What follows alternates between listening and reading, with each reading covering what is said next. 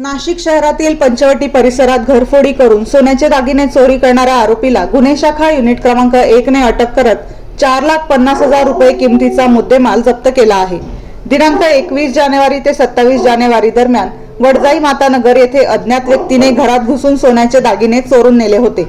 या प्रकरणी पंचवटी पोलीस ठाण्यात गुन्हा दाखल करण्यात आला होता। माननीय पोलीस आयुक्त संदीप कणिक, पोलीस उपायुक्त गुन्हे किरण कुमार चव्हाण तसेच सहाय्यक पोलीस आयुक्त गुन्हे संदीप मिटके यांच्या मार्गदर्शनाखाली गुन्हे शाखा युनिट क्रमांक 1 ने तपास सुरू केला। गुप्त माहितीच्या आधारे अमरधाम परिसरात सापळा रचून सुमित अनिल राजुरे, श्रीरामपूर, जिल्हा अहिल्यानगर यास ताब्यात घेण्यात आले।